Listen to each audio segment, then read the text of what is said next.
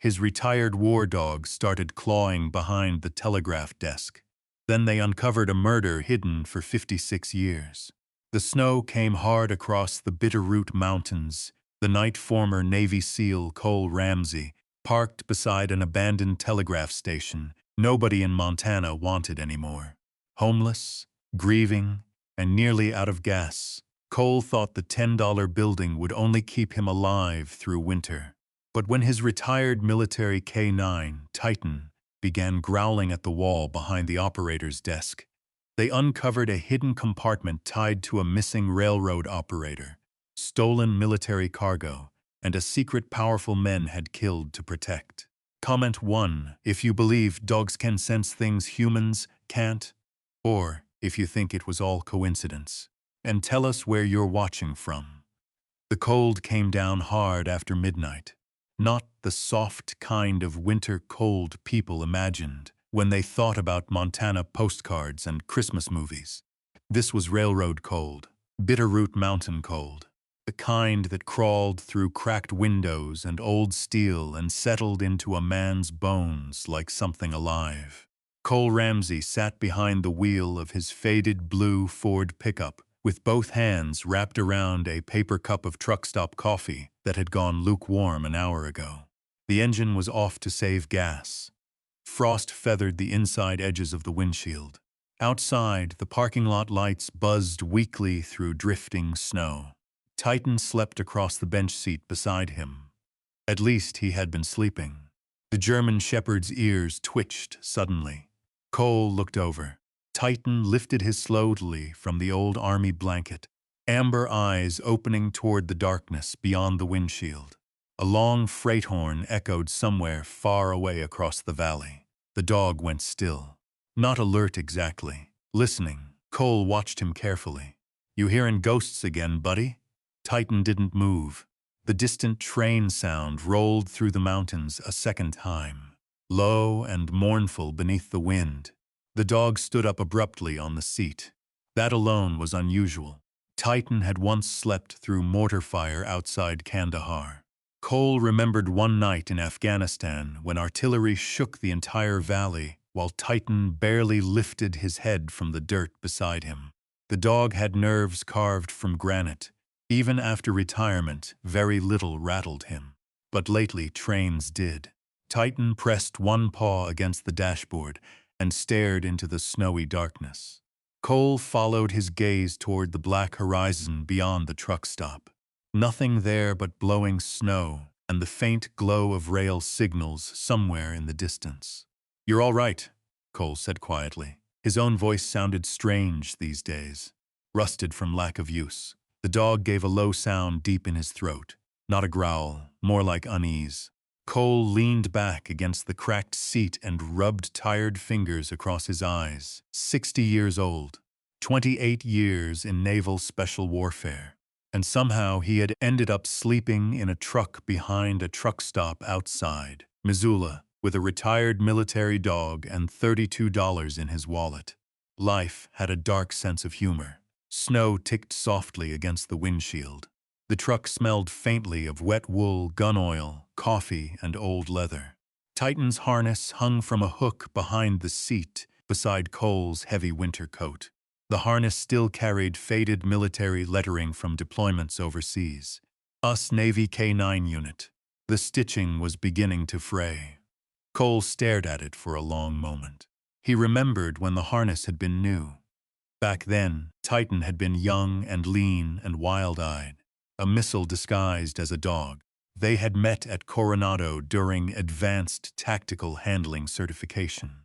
Titan had failed with 3 handlers before Cole. Too aggressive, the trainers had said. Too independent. But Cole had recognized something in the dog immediately. Not aggression. Intelligence. Calculation. The same thing commanders had once said about Cole himself. The two of them had bonded fast after that. Afghanistan, Syria, northern Iraq, mountain extractions, night raids, dust storms, gunfire, silence afterward. Titan had saved his life twice, maybe 3 times. Hard to remember anymore. Some memories stayed sharp forever. Others dissolved around the edges, like old photographs left in sunlight. Cole took a slow sip of cold coffee. His chest tightened suddenly, not from the cold. That familiar pressure again. Grief came like weather now. Quiet one moment, crushing the next. He saw Claire's face for half a second, hospital light against pale skin, her hand weak in his, the oxygen monitor beeping softly beside the bed. Stage 4 pancreatic cancer, gone in 9 months. The medical bills had arrived before the funeral flowers wilted. After that, everything collapsed slowly, and then all at once. The house in Idaho sold, savings gone, truck payments behind. Friends stopped calling after a while, because nobody knows what to say to a grieving man who stares too long at nothing, especially one trained for war, especially one who still woke up reaching for weapons that weren't there. Cole blinked hard and looked outside again. The train horn sounded one last time far off in the mountains. Titan remained standing, watching. What the hell's got into you? The dog's ears twitched. Then slowly, reluctantly, he lay back down. But he didn't sleep again. Neither did Cole. Morning came gray and brittle.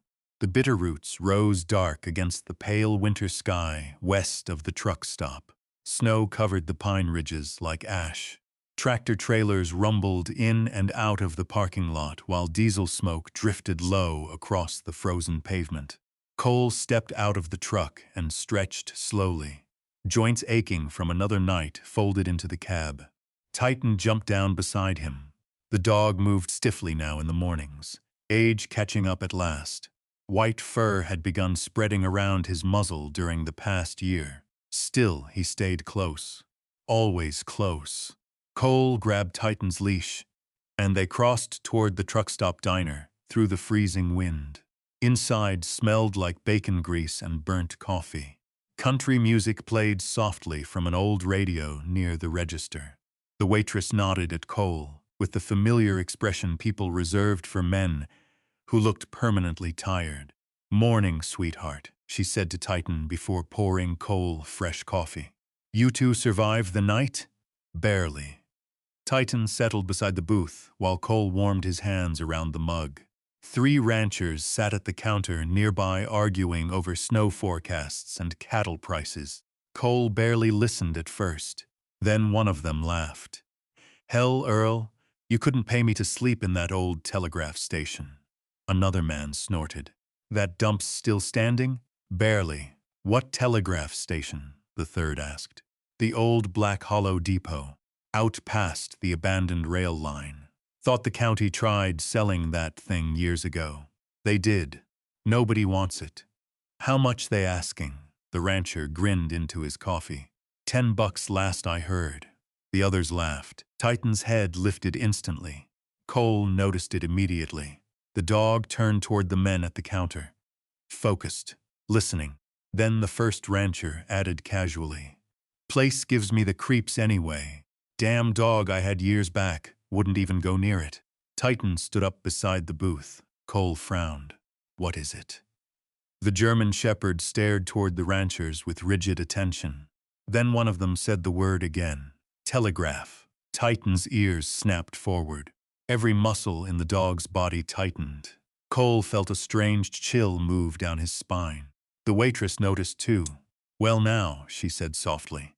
"Looks like your partner knows something." Cole studied Titan carefully. The dog wasn't afraid. He was alert, interested, like he'd just heard a distant signal nobody else could hear. The ranchers eventually left, boots scraping across the diner floor. Titan watched them go, then looked back at Cole, waiting. Cole leaned back slowly in the booth. "Don't tell me you want to see this place." Titan's tail thumped once against the floor. Outside, another freight horn echoed faintly somewhere beyond the snow-covered valley. And for the first time in nearly a year, Cole Ramsey felt something move beneath the numbness inside him. Not happiness, not hope, just curiosity, small, dangerous, alive. An hour later, he sat behind the wheel again while Titan stared out the windshield toward the western mountains. The road to Black Hollow disappeared into falling snow. Cole glanced at the gas gauge. Almost empty. $32 in his pocket. No home, no plan. Just a restless military dog reacting to the word telegraph, like it meant something important. Cole shook his head softly. "This is stupid," he muttered. Titan stared ahead. Cole started the engine anyway, and somewhere far beyond the mountains, hidden beneath snow and silence and 60 years of forgotten history, something waited behind the desk of an abandoned telegraph station. Something that had not been touched in more than half a century. Something Titan somehow already knew was there. The road to Black Hollow climbed west through narrowing valleys, where the mountains pressed close against the highway like dark walls. Snow drifted across the asphalt in pale ribbons beneath the truck's headlights. Pines crowded the shoulders of the road, tall and black against the white slopes rising into the Bitterroots. Cole drove with both hands tight on the wheel. Titan sat upright beside him the entire way, not sleeping, watching. Every few miles, the old dog lifted his head slightly whenever distant railroad tracks appeared beside the road, before vanishing again beneath snow and weeds. The farther west they traveled, the quieter the world became. By late afternoon, the sky had turned the color of cold steel. Black Hollow finally appeared beyond a bend in the valley like a forgotten place people had slowly stopped believing in. A few brick storefronts lined the main street beneath faded signs. Snow rested heavy on rooftops and porch awnings. Smoke curled from chimneys into the gray winter air. Old pickup trucks sat parked outside a feed store and a diner, with a flickering neon sign that read coffee 24 hours a day, whether the place was open or not. Cole drove slowly through town. Titan's ears stayed forward. The place reminded Cole of dozens of dying mountain towns he had passed through over the years, once built around railroads or logging or mines. Places where men used to arrive believing work would last forever. Then the work vanished. After that, the people slowly disappeared too. At the far end of town stood the county building. Small, square, brick darkened by decades of mountain winters. Cole parked beside a snowbank and shut off the engine. For a moment he simply sat there. His reflections stared back faintly from the windshield. Gray at the temples now, deep lines around the eyes. A face weathered by desert sun, grief, exhaustion, and too many years sleeping lightly. Titan nudged his elbow softly. "You sure about this?" Cole asked. The dog stared toward the county office door. Cole sighed. "Yeah, me neither." Inside, the building smelled like radiator heat and old paper. Fluorescent lights hummed overhead. A Christmas wreath still hung crookedly near the entrance, even though January was nearly over. Behind a wooden counter sat an elderly woman wearing silver reading glasses and a dark green cardigan sweater. Her white hair was pinned carefully behind her ears. She looked up from a stack of folders as Cole entered. Then her eyes moved to Titan. Something softened in her expression immediately. "Well now," she said quietly, "aren't you handsome?" Titan approached the counter slowly, not nervous, curious. The woman reached down carefully, letting the dog smell her hand before scratching gently behind his ears. "You military?" she asked Cole without looking up. "Retired Navy." Her gaze shifted toward Titan's harness hanging against his thick fur. Recognition flickered there. He served too. Cole nodded once. Explosives detection and tactical support. The woman studied Titan for another moment. "There's intelligence in his eyes," she murmured. "Old intelligence." Cole wasn't sure how to answer that. The woman straightened slightly. "I'm Margaret Vance, county records and property clerk." "Cole Ramsey. What can I help you with, Mr. Ramsey?" Cole hesitated. The whole thing suddenly sounded ridiculous out loud. Still, he said it anyway. "Heard there's an abandoned telegraph station outside town." Margaret became very still. Even Titan noticed. The dog's ears twitched instantly. For the first time since entering the office, the warmth in Margaret's expression faded into something quieter, more careful. "Most folks don't ask about that place anymore," she said softly. Cole shrugged. Truck stop conversation. Margaret removed her glasses slowly. You looking to buy it? Depends. On what? Cole almost laughed. Whether the roof leaks. That earned the smallest hint of a smile from her.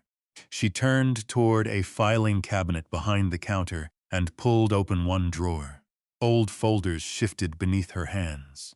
Outside, wind rattled softly against the windows. Finally, she withdrew a thin property file and placed it on the counter between them. Black Hollow, Telegraph Depot County, Parcel 14B. Cole opened the folder. Inside were several faded photographs. The building sat alone beside dead railroad tracks beneath towering pine-covered ridges. A narrow porch sagged beneath heavy snow. One telegraph pole still stood crooked beside the tracks, like the last survivor of another century. Something tightened strangely in Cole's chest. He couldn't explain why. Titan pressed closer against the counter. Margaret noticed. So, she said quietly, you really are interested. Cole studied the photograph again. Why's nobody bought it? Margaret looked toward the window for a moment before answering. People around here don't much care for old places with stories attached to them. What kind of stories? The kind that stay around after people stop talking. Cole looked up. Margaret met his eyes calmly. Then she slid a single sheet of paper toward him. Purchase value. 10,000. Cole blinked. You serious? It's been sitting on county inventory for nearly 30 years. She folded her hands carefully atop the counter. Nobody wants the upkeep. Roof survived, though. Cole stared at the paper. $10. A lifetime of combat deployments. And somehow this was what remained. A $10 building at the edge of a dead rail line. He almost walked away right there. Almost. Then Titan suddenly gave a low sound deep in his throat. Not aggressive, insistent. The dog stared directly at the photograph. Margaret watched Titan carefully now. He's reacting stronger than most people do. Cole nodded slowly. He started acting strange last night after hearing train horns. Margaret's expression shifted again. A flicker of something harder to identify. Recognition, maybe, or memory. She reached beneath the counter and removed an old iron key attached to a faded leather strap. The key was large and dark with age. Heavy old lock on the front door, she said softly. Cole didn't take it yet. What's the catch? Margaret looked directly at him. Some places wait a long time for the right person to walk through the door. Silence settled between them. Titan stared at the key. Cole finally reached out and took it. The cold iron felt strangely heavy in his palm. Margaret completed the paperwork quietly after that. $10 cash, no speeches, no sales pitch. Just signatures and old paper sliding across old wood. When they finished, she handed him a folded map. Follow the north road out of town about 4 miles. You'll see the tracks first. Cole tucked the map into his jacket. Appreciate it. Margaret nodded once.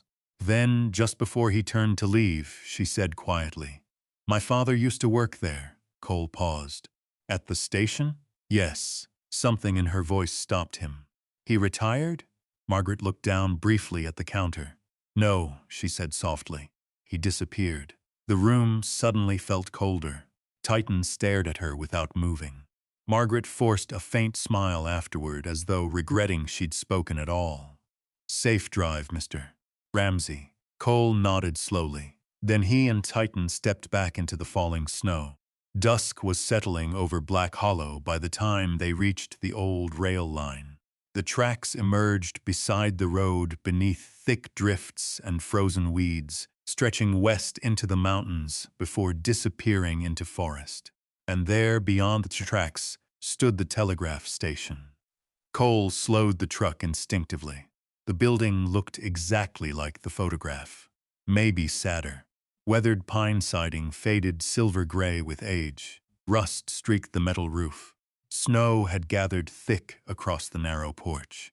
One shattered lantern still hung beside the front door. The entire station sat alone against the darkening wilderness, like something abandoned by time itself. Titan stood up immediately inside the truck. His breathing changed. Cole noticed it at once. Slow, focused. The dog stared hard through the windshield. "What is it, buddy?" Titan whined softly. Cole parked beside the tracks and shut off the engine. The valley fell silent around them. No traffic, no voices. Only wind moving through pine trees and the distant groan of old railroad steel shifting beneath cold. Cole stepped out first. Snow crunched beneath his boots. Titan jumped down beside him and immediately began moving toward the station with surprising speed for an aging dog. "Easy," Cole called. But Titan was already climbing the porch steps. The dog stopped directly in front of the heavy oak door, waiting. Cole came up beside him and studied the old lock. Frost covered the iron hinges. He pulled Margaret's key from his pocket. For some reason, his pulse had started climbing. The key slid into the lock with a grinding metallic sound, then turned. The door opened inward slowly with a long wooden groan. Cold air spilled out, carrying the smell of dust, pine, rust, and decades of silence. The interior was dark except for weak gray light filtering through tall windows. Cole stepped inside carefully.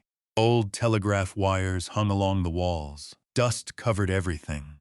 A long wooden counter stretched across one side of the room. Beyond it stood the operator's desk, heavy oak scarred by time. And the moment Titan crossed the threshold, the dog walked directly behind the desk, then stopped, completely still. Cole watched him carefully. Titan lowered his nose toward the wall behind the desk. One low growl rumbled in his chest, then another. The fur along his back slowly rose, and for the first time since Cole had known him, Titan looked afraid. The German shepherd stood rigid behind the operator's desk, staring at the wall as though something on the other side was breathing. Cole remained motionless near the doorway. Years in combat had taught him something simple about fear. Animals sensed danger long before men admitted it existed. The fading winter lights stretched across the telegraph station in pale gray bands. Dust drifted slowly through the cold air. Somewhere above them, wind groaned softly against the old roof. Titan let out another low growl. Not aggressive, warning. Cole stepped carefully across the creaking floorboards. "All right," he said quietly. "Easy." Titan did not move. The dog's eyes remained fixed on the wall behind the desk. Cole studied it carefully now. The beadboard paneling looked ancient but solid. Faded green paint peeled in thin strips near the floor. Old telegraph wires disappeared into the wall beside a rusted metal junction box. Nothing unusual. At least nothing obvious. Still, the feeling inside the room had changed. The station no longer felt abandoned. It felt occupied by memory. Cole crouched beside Titan slowly. The dog's breathing had become shallow. Cole rested one hand gently against the thick fur along Titan's neck. "You smell something?" Titan's ears twitched. Then he pressed his nose toward the wall again.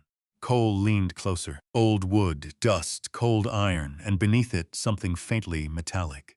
Not fresh. Old, very old.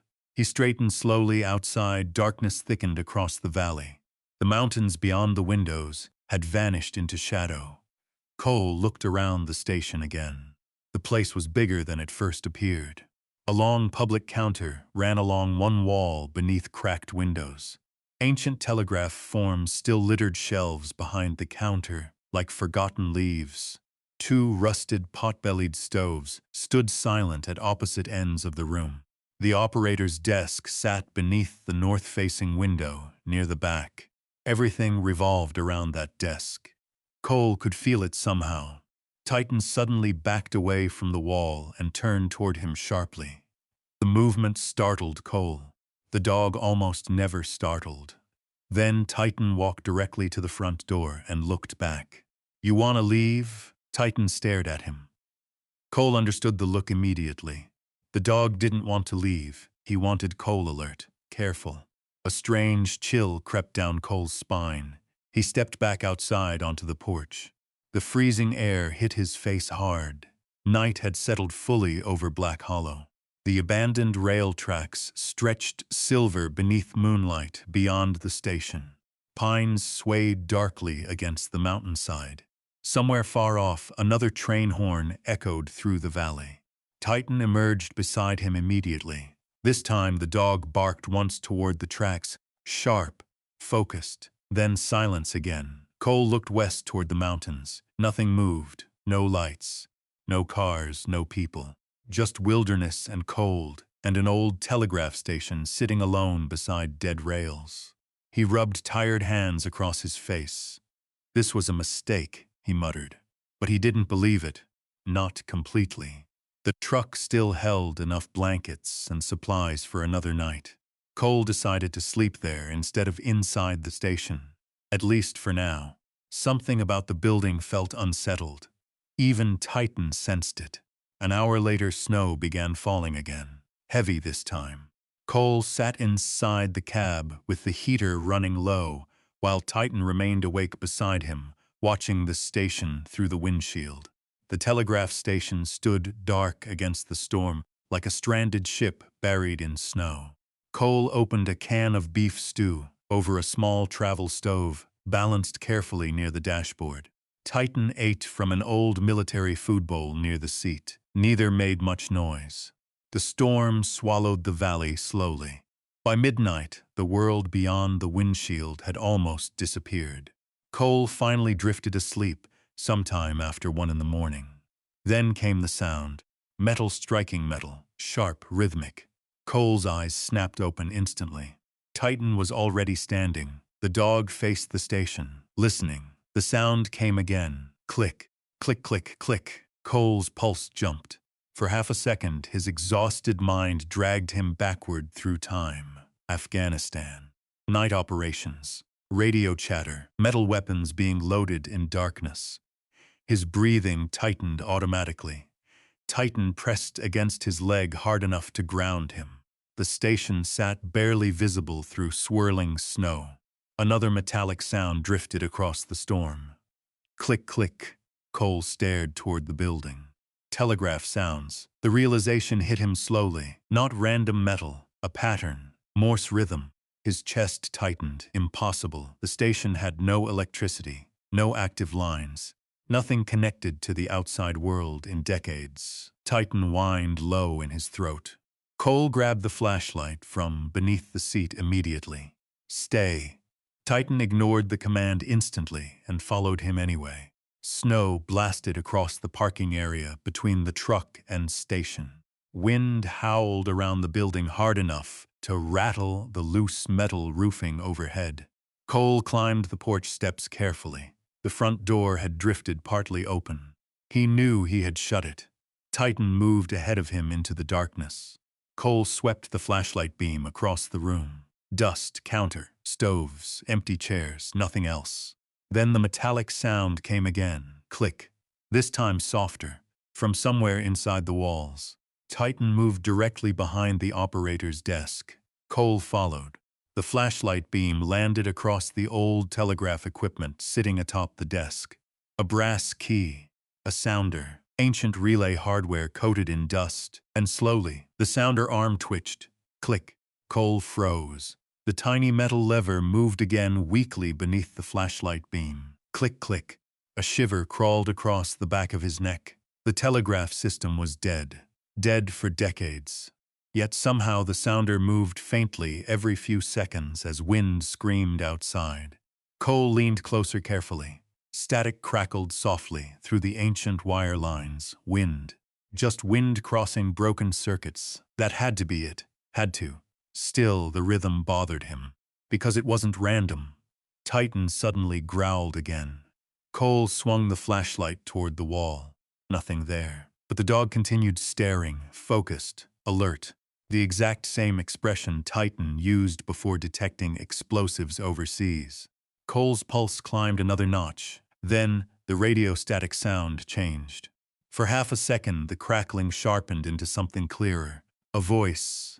Faint, broken, almost impossible to hear beneath the storm. Cole jerked backward instinctively. The sound vanished immediately. Only wind again. His breathing had quickened now, pitsty.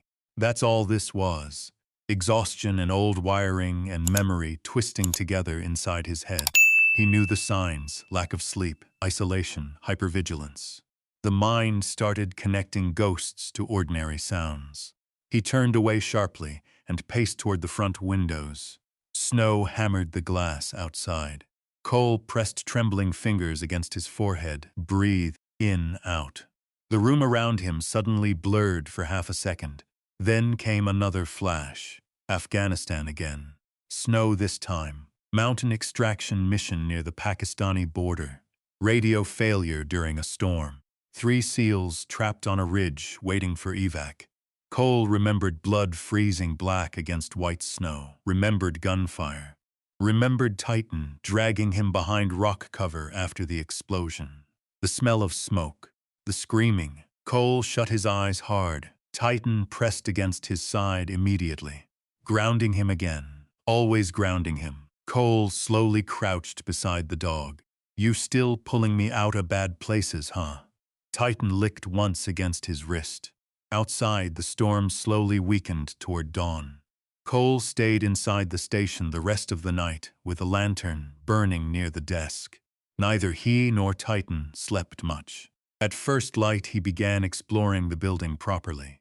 The back storage room contained rusted filing cabinets and railroad crates covered in decades of dust. A calendar still hung crooked on one wall. October 1968. Cole stopped staring at it. The year Samuel Vance disappeared. Titan sniffed carefully around the room before returning once more to the operator's desk. Always back to the desk. Cole moved several old ledgers aside carefully. Beneath them sat a faded black and white photograph, partly buried under dust. He picked it up. 3 railroad men stood outside the station, smiling into bright summer sunlight sometime long ago. One held a telegraph clipboard. Another smoked a cigarette. The third man stood near the porch steps wearing a heavy field jacket. Cole's blood went cold. On the jacket sleeve, a military patch. Navy, not modern, older, but unmistakable. Cole stared harder. The same insignia his own old unit once carried overseas. Titan stood beside him silently. Cole flipped the photograph over slowly. Written in faded ink were 4 words. Samuel Vance, summer 1967, and beneath that, signalman first class. Cole looked back toward the silent telegraph desk.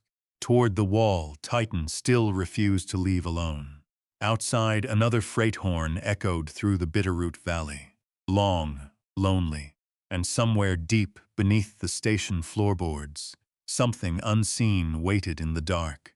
The storm returned 2 nights later, not as snow this time, rain.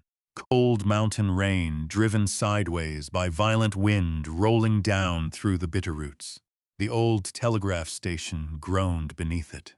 Cole sat at the operator's desk with an oil lantern burning beside him, while Titan rested near the pot-bellied stove. Rain hammered the roof in uneven waves overhead. Every few seconds, the telegraph wires outside sang softly in the wind like distant voices stretched thin across the valley. The station smelled different now that it had warmed slightly. Old pine boards, dust, machine oil, and something else underneath. Something metallic. Cole had spent most of the day cleaning. Not because he planned on staying long. At least that's what he kept telling himself.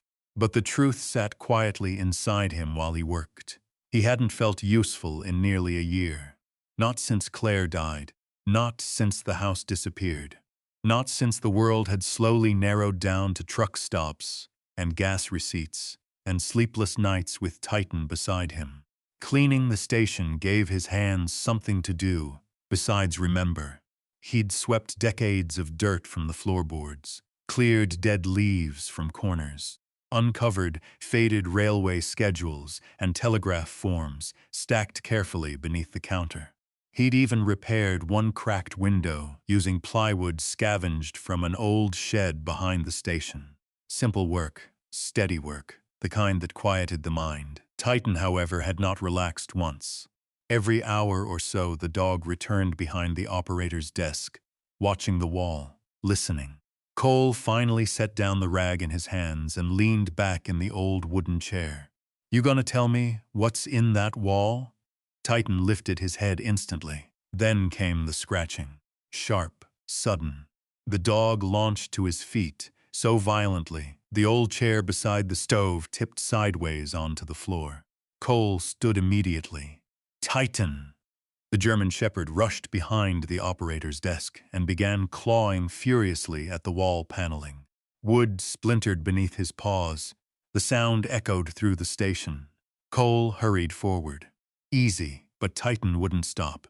The dog barked once, deep and explosive, and continued scratching harder. Panic, real panic. Cole had heard that sound only once before, Afghanistan.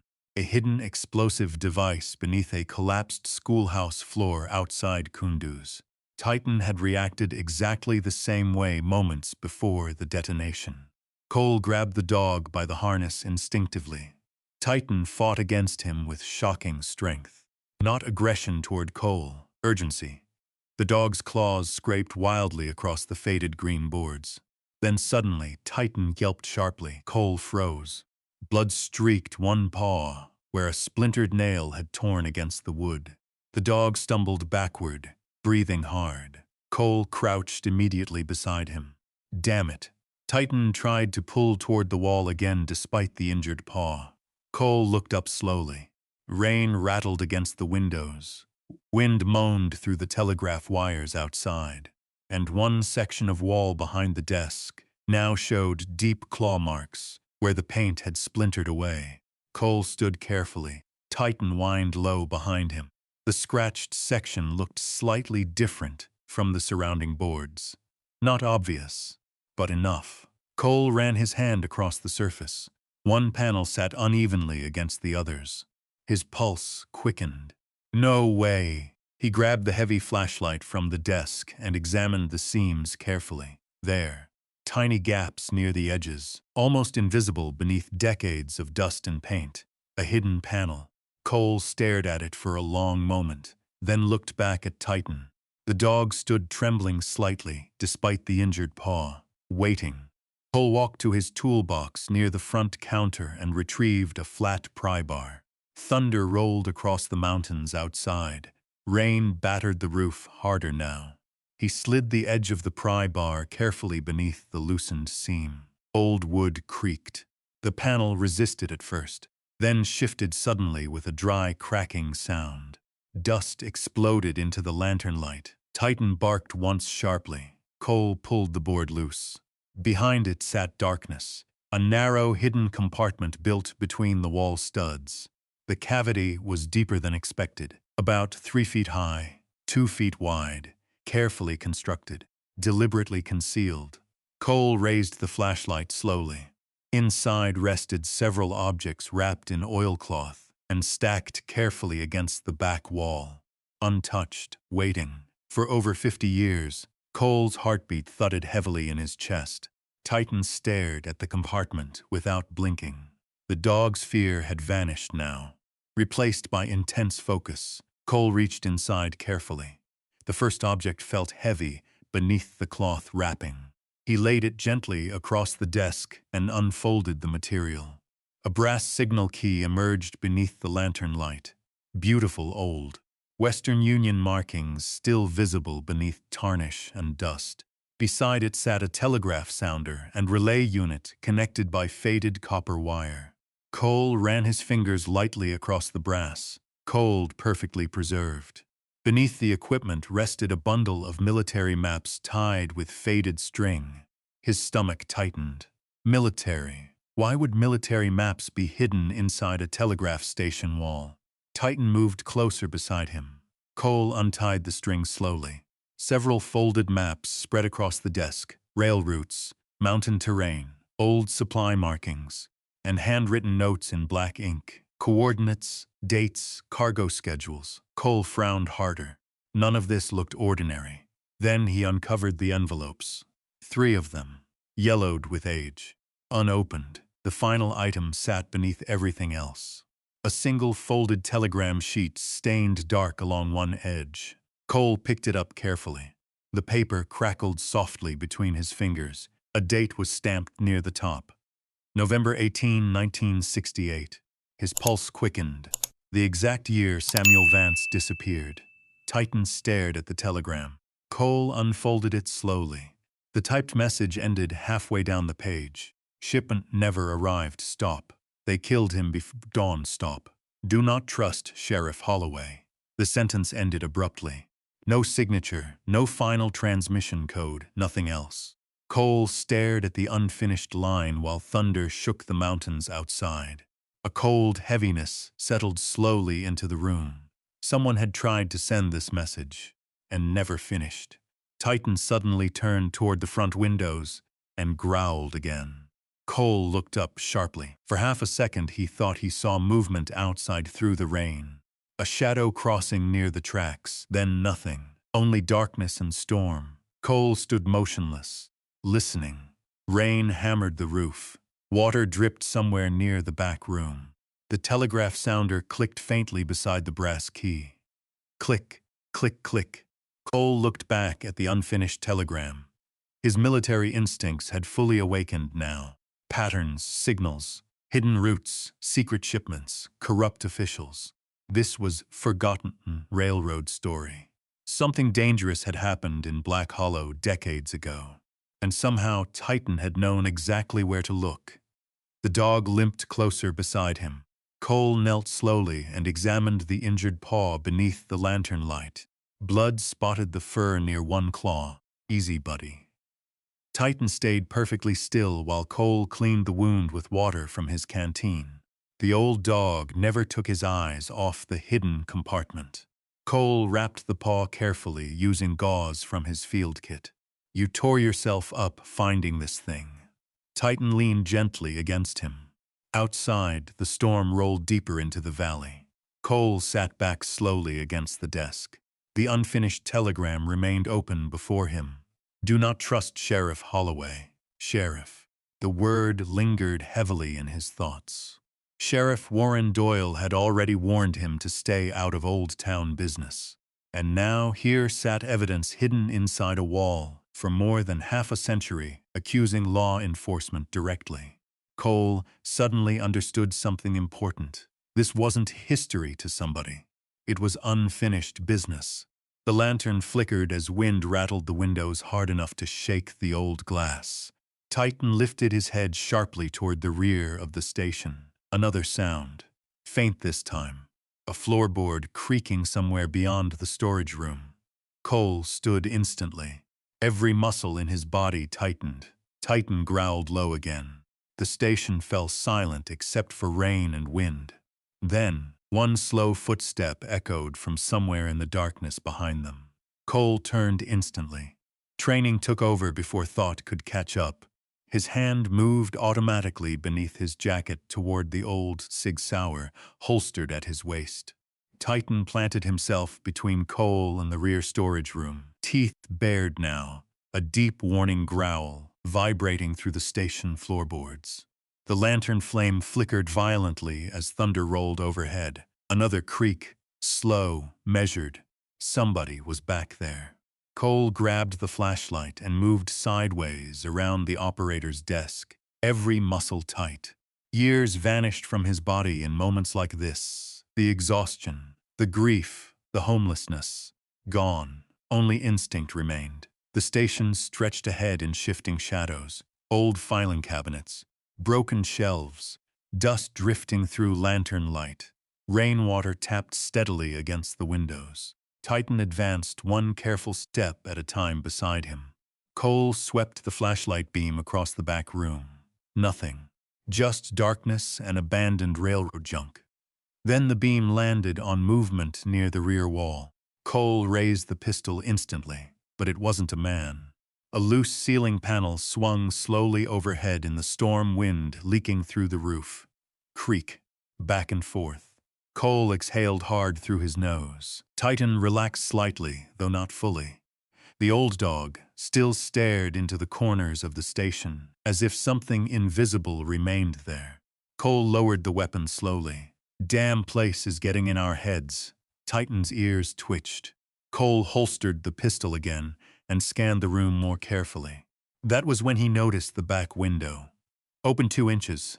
He frowned. He was certain it had been shut earlier. Cold rain blew through the gap onto the floorboards beneath it. Cole crossed carefully and pulled the window closed tight. For a brief second, he thought he saw headlights far beyond the trees outside. Then darkness swallowed them. Maybe imagination, maybe not. By the time dawn arrived, neither Cole nor Titan had slept. The storm finally passed near sunrise, leaving the valley buried beneath fresh snow and low drifting fog. The mountains looked enormous in the early light, pale blue beneath the clouds. Cole sat at the operator's desk, staring at the unfinished telegram again. "Do not trust Sheriff Holloway." He kept replaying the words in his head. The current sheriff's name was Doyle, not Holloway, meaning the message pointed towards somebody long dead. Or somebody connected. Titan rested beside the stove now, injured paw wrapped carefully in fresh gauze. Even lying down, the dog kept glancing toward the hidden compartment every few minutes. Cole folded the telegram carefully and slid it back into the oilcloth bundle. Then he looked toward the faded photograph again. Samuel Vance, signalman first class, Navy. The same insignia as Cole's old unit. The coincidence bothered him more than he wanted to admit. Outside, morning light slowly awakened Black Hollow. Cole decided he needed answers. An hour later, the truck rolled back into town through slushy snow, while Titan watched silently from the passenger seat. Black Hollow looked different in daylight, smaller somehow. The kind of place where people noticed strangers immediately and remembered them for years afterward. Cole parked outside a diner near the center of town. Inside, the smell of bacon grease and coffee wrapped around him the moment he stepped through the door. Conversations quieted briefly. People noticed Titan first, then Cole. Mountain towns always measured newcomers carefully. A waitress in her 50s pointed toward a booth near the back. "Coffee's fresh." Cole nodded gratefully. Titan settled beside the booth, while Cole wrapped cold hands around a steaming mug. An old radio behind the counter crackled with weather reports, warning about more snow moving through the Bitterroots later in the week. At the far end of the diner sat Sheriff Warren Doyle. Cole recognized him immediately from the badge and heavy winter coat hanging beside the stool. The sheriff was broad-shouldered, late 60s maybe, with a weathered rancher's face and pale gray eyes that seemed permanently narrowed against disappointment. Doyle noticed Cole almost immediately. His gaze dropped briefly toward Titan, then lingered. The sheriff rose slowly and crossed the diner. Every conversation nearby softened. People watched without pretending not to. "You settle into the station?" Doyle asked. His tone stayed calm, too calm. Cole nodded once, trying to. Doyle glanced toward Titan again. "He military? Retired. Looks well-trained." "He is." Silence stretched briefly between them. Then Doyle pulled out the chair across from Cole and sat without asking. "You find anything interesting out there?" The question came too quickly. Cole studied him carefully. The sheriff's expression never changed. Cole took a sip of coffee before answering. "Mostly dust." Doyle nodded slowly. "That building's got history attached to it." He leaned back slightly. "Sometimes folks get curious about old stories around here. Usually better to leave old stories buried." Titan lifted his head beneath the table. Cole noticed immediately. The dog stared directly at Doyle now. Focused, the sheriff noticed too. "He doesn't like me much. He doesn't like many people." Doyle smiled faintly at that, but the smile never reached his eyes. "You a drifter, Mr. Ramsey?" The question carried weight beneath it. Cole answered honestly. "Something like that." Doyle studied him for another long moment. Then his gaze drifted briefly toward the scars on Cole's hands. Military recognized military, even between men who disliked each other. "You serve overseas?" "Long time ago." Doyle nodded once. "My brother was Army. Vietnam." Cole said nothing. The sheriff finally stood. "Well," he said quietly, You need anything in town, folks around here generally help neighbors. He paused briefly. Long as neighbors mind their business. Then he walked away. Titan continued staring after him until the sheriff disappeared through the diner door. Cole sat motionless. Something cold settled low in his stomach. The sheriff knew something. Maybe not everything, but enough outside. Wind pushed snow in thin spirals across the street. Cole finished his coffee in silence before driving toward the county office. Margaret Vance looked unsurprised to see him. "You found something," she said quietly, the moment he entered. Titan limped beside him toward her desk. Cole placed the faded photograph carefully on the counter. Margaret's breath caught softly. Her fingers trembled slightly as she picked it up. For several seconds, she simply stared at the image. "My father," she whispered. Cole waited.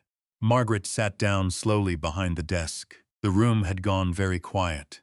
"He disappeared in November of 1968, she said at last.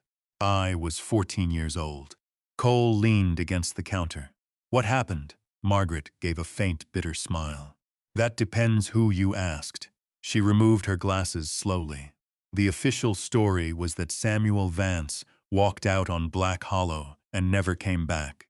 Left his job, left me, left everything. But you didn't believe it. No, the word came instantly, without hesitation.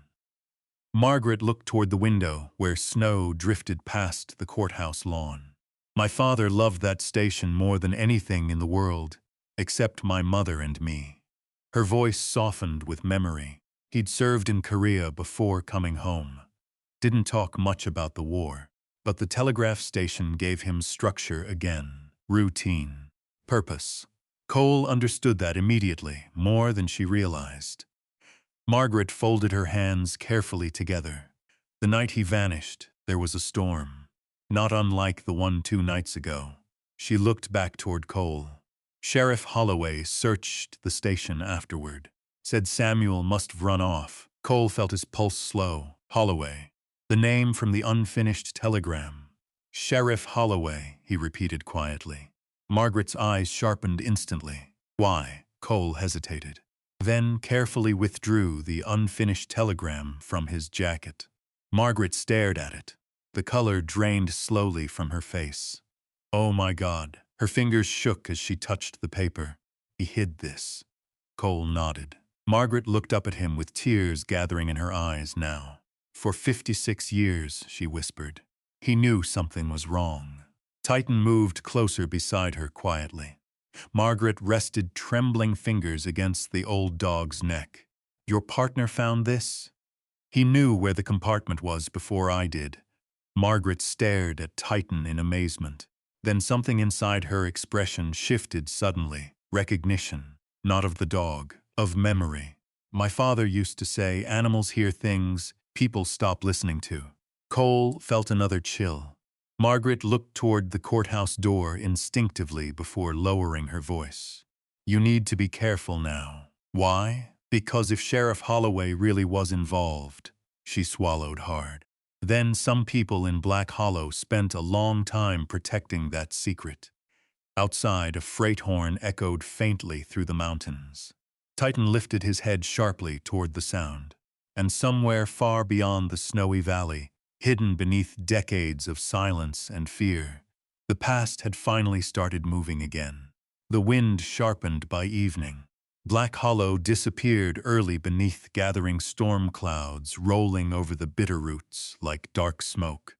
Snow from the previous storm still covered the rail yards and rooftops, but now freezing rain tapped softly against windows all across town.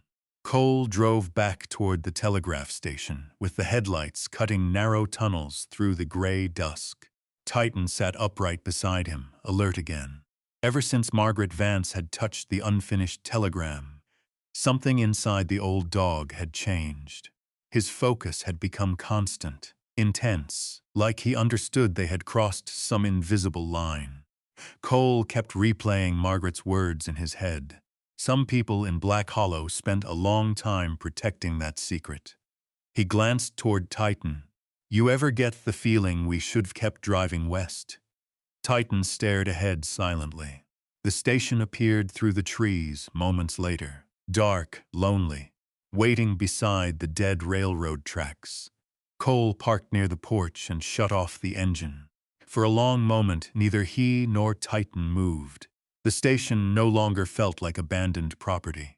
It felt like evidence. Inside, the lantern light cast long shadows across the walls, while freezing rain rattled softly against the windows. Cole added wood to the pot-bellied stove and spread Samuel Vance's maps carefully across the operator's desk again. Titan settled near the door, though his ears stayed upright. Cole studied the documents one by one. Old military cargo manifests, rail schedules, supply transfer codes. Most dated between 1966 and 1968. Some carried military markings partially scratched away. Others included handwritten coordinates running north through the mountains. Nothing about it made sense. Why would stolen military shipment records be hidden inside a telegraph station? And why would a railroad operator risk his life over them? Cole leaned closer over one map. Several rail routes had been circled in black ink. One line ran directly through Black Hollow. Another note beside it read, "Transfer moved off books after Sheridan Crossing." Cole frowned harder. Off books, unofficial movement. His military instincts stirred immediately. He had seen similar operations overseas during covert transport missions. Hidden cargo rerouted through secondary channels so nobody asked questions. But this was Montana, not a war zone. A sudden knock exploded against the station door. Titan sprang upright instantly with a deep growl. Cole's hand moved beneath his jacket automatically. Another knock came. Harder this time. Cole approached slowly. "Who is it?" A woman's voice answered through the storm. "Sorry to bother you." Cole opened the door carefully. A woman stood beneath the porch lantern, holding the collar of her coat against the freezing rain. Mid-30s maybe. Wind-blown dark hair, tired eyes. Behind her, an old ranch truck idled near the tracks. Beside the truck stood a young boy, bundled in a heavy winter coat. Titan stopped growling immediately. Interesting. The woman noticed the dog first. "Well," she said softly, "guess that answers whether you're the veteran staying out here." Cole kept one hand near his jacket. "Can I help you?" She lifted a paper grocery sack slightly. "Marguerite Vance said you probably haven't eaten anything decent since arriving in town." Cole blinked once. Unexpected kindness always hit harder after long isolation. The woman offered a faint smile. "I'm Emily Mercer." She nodded toward the boy outside. "My son Noah." The boy waved awkwardly from the truck. Cole stepped aside slowly. "You'd better come in before the weather gets worse." Emily entered carefully, taking in the station with visible surprise. "My God," she whispered. "I haven't been inside this place since I was little." Titan approached her cautiously. Emily knelt slightly and let the dog sniff her hand. "Well, hey there, handsome." Titan relaxed almost immediately. That told Cole plenty. Dogs trusted honesty faster than people did. Noah entered next, small and quiet beneath his oversized coat. Maybe 10 years old, thin, watchful. The kind of child who listened more than he spoke. The boy froze the moment he saw the telegraph equipment. His eyes widened. "What is this place?" "A telegraph station," Cole answered. Noah stepped closer slowly. "Like Morse code?" Cole looked at him with mild surprise. "You know Morse?" "Little bit," Noah shrugged shyly. "I like old radios." Emily laughed softly. "He's obsessed with signal stuff. Ham radios, weather frequencies, anything that makes noise." Titan walked directly to Noah and sat beside him. The boy smiled immediately. Cole hadn't seen Titan approach anyone that gently in months. Emily unpacked sandwiches and thermoses from the grocery sack, while rain hammered harder outside. "You don't have to do this," Cole said quietly. "Yes, I do," she answered simply. Something in her tone carried its own loneliness. Widowed, maybe, or abandoned. Mountain towns carried a lot of silent grief. For a while they ate quietly near the stove, while Noah wandered carefully around the station, studying everything with fascinated eyes. Then Emily looked toward the maps spread across the desk. Her expression changed slightly. "Those old rail routes?" Cole nodded. "Found them hidden inside the wall." Emily grew still. "In the station?" Cole watched her carefully now. "You know something about them?" Emily hesitated, then slowly sat down near the stove. "My grandfather used to talk about freight trains moving through Black Hollow late at night back in the 60s. Her voice lowered. "He said some of the shipments didn't make sense. Military crates arriving nowhere near military bases." Cole leaned back slightly. "What kind of crates?" He never knew. Emily stared toward the rain-dark windows. "But people around here learned not to ask questions back then." "Why?" "Because the men running those shipments owned half the valley." The room fell quiet. Even Noah stopped moving. Emily continued softly.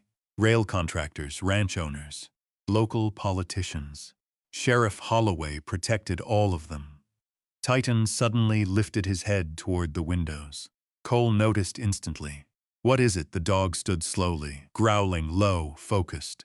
Then headlights swept briefly across the front windows. A vehicle outside. Cole rose immediately. The headlights vanished just as quickly. Engine noise faded down the road. Emily looked nervous now. "You have enemies already?" Cole gave a humorless smile. "Wouldn't be the first time." Titan remained near the windows, watching. Cole walked onto the porch carefully. Cold rain soaked instantly through his jacket. The road beyond the tracks sat empty. No headlights now, no engine, nothing. But fresh tire tracks cut sharply through the mud near the station. Someone had been watching. He returned inside slowly. Emily looked toward the hidden compartment behind the desk. "Margaret told me about the telegram." Cole studied her carefully. "She trusts you." Emily nodded. "She also trusts Titan." The old dog finally relaxed slightly and returned toward the stove. Noah crouched beside him carefully. "He's got scars," the boy whispered. Titan's ears twitched. Cole looked over. "Afghanistan." Noah traced one finger carefully near the thick scar along Titan's shoulder. "Did he save people?" Cole stared into the stove fire for a long moment before answering. "More than once." Silence settled warmly around them after that. Outside, darkness deepened fully across the mountains. Then suddenly, the first gunshot shattered the front window. Glass exploded inward. Emily screamed.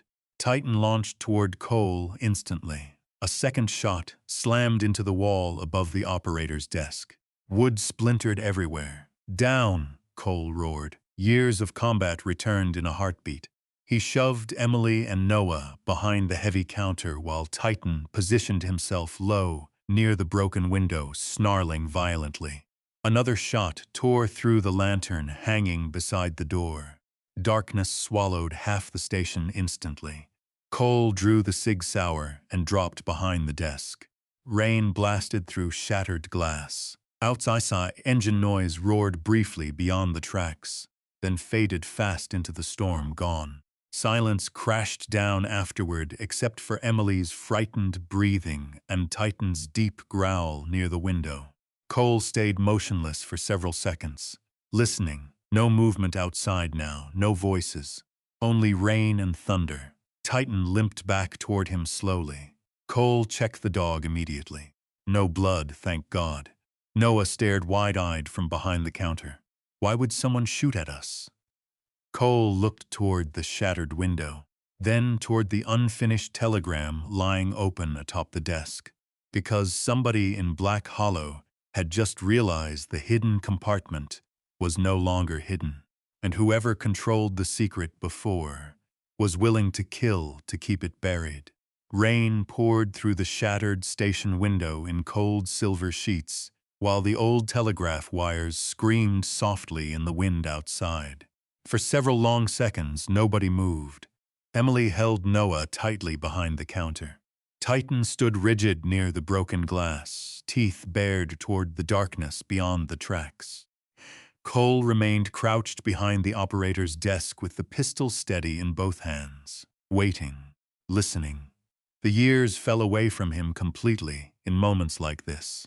Combat had its own kind of silence after violence, a terrible silence, the kind where every breath sounded too loud. Finally, the distant engine noise disappeared into the storm. Gone. Whoever fired the shots knew the valley roads well. Cole lowered the weapon slowly. "They're not coming back tonight." Emily looked pale. "You sure?" "No." Cole glanced toward the broken window. "But if they wanted us dead, they would've stayed." That truth settled heavily inside the room. The gunfire hadn't been meant to kill. It had been a warning. Titan continued growling toward the darkness. Cole approached the dog carefully. "Easy." Titan's ears twitched, but he didn't calm immediately. Cole crouched beside him and gently rested one hand against the dog's neck. Only then did the growling slowly stop. Noah stared at Titan wide-eyed. He knew they were out there before the shots. Cole nodded once. He usually does. Outside, thunder rolled through the mountains again. Emily stood shakily and looked around the damaged station. Broken glass glittered across the floorboards. Rainwater pooled beneath the windows. One bullet hole sat buried in the wall, inches above Samuel Vance's hidden compartment. Close. Too close. Emily swallowed hard. "You need to call the sheriff." Cole looked at her. Then toward the unfinished telegram still lying open across the desk. "Do not trust Sheriff Holloway." He folded the paper slowly. "No," he said quietly. "I don't." Emily understood immediately. Fear moved through her expression then. Not panic. Recognition. The kind people carried it in small towns when old stories suddenly became real again. Noah stepped carefully toward the operator's desk. "Who shot at us?" Cole hesitated, then answered honestly. "People who don't want certain things found." The boy looked toward the hidden compartment. Titan limped beside him protectively. Emily rubbed both hands together against the cold. "You can't stay out here alone anymore." Cole almost smiled at that. Alone. He'd been alone for so long the word barely meant anything anymore. But tonight felt different. Tonight the station no longer belonged only to him and Titan. Now other people were inside the story too, and that made things dangerous. The storm worsened near midnight. Emily and Noah couldn't safely drive the mountain roads back to their ranch in the freezing rain, so they stayed. Cole repaired the shattered window temporarily, with plywood and old railroad tarps scavenged from the storage room, while Titan followed him closely despite the injured paw. The old dog refused to let Cole out of sight now. Every few minutes, Titan stopped working to sniff carefully near the floorboards or stare toward the rear of the station. Listening. Always listening. By 1 in the morning, the station had settled into uneasy quiet. Emily and Noah slept beneath wool blankets near the stove. Cole sat alone at the operator's desk with Titan beside him. The lantern burned low. Rain tapped steadily against the roof overhead. Cole unfolded Samuel Vance's military maps again. The more he studied them, the clearer the pattern became.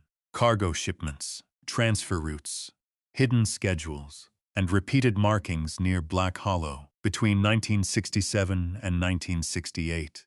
Somebody had been moving military equipment illegally through the mountains. Large amounts of it. Cole rubbed tired hands across his face. His chest had begun tightening again hours earlier. Not fear. Something worse. The old familiar pressure behind his ribs that came before flashbacks. He recognized the warning signs immediately. Lack of sleep, adrenaline, storm noise, gunfire. Too many old memories waking up at once. Titan looked up at him instantly. The dog always knew first. Cole leaned back slowly in the chair.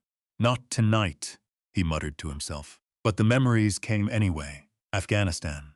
Snow-covered ridges, rotor blades echoing through mountain darkness. Cole remembered the mission near Jalalabad better than most. Not because of the firefight, because of what happened after. A failed extraction.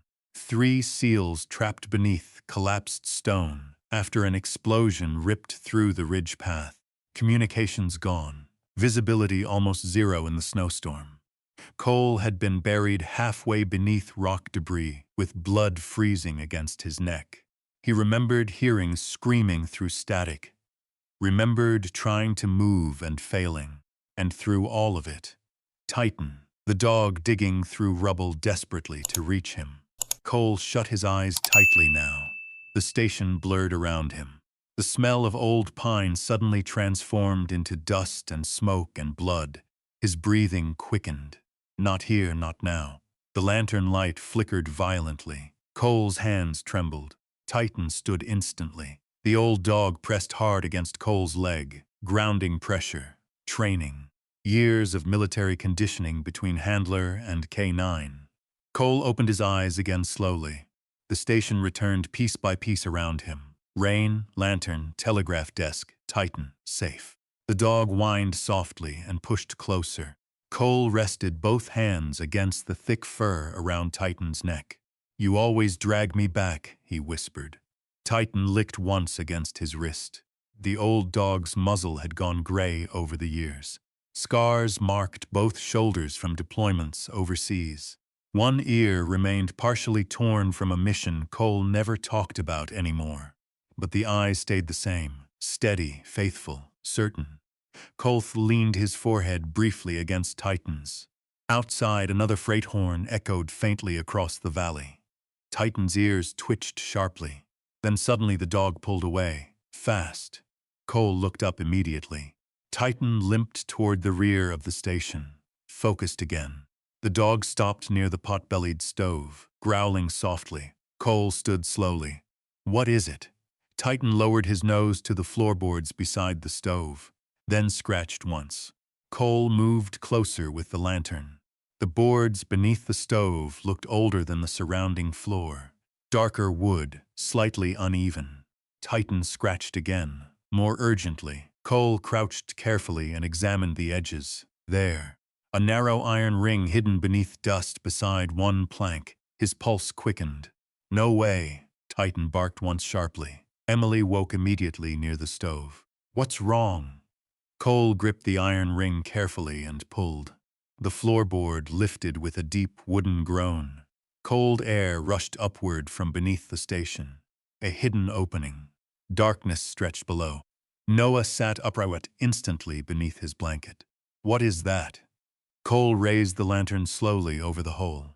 Wooden steps disappeared downward into blackness beneath the station floor. An underground space. Titan stared into the opening without blinking.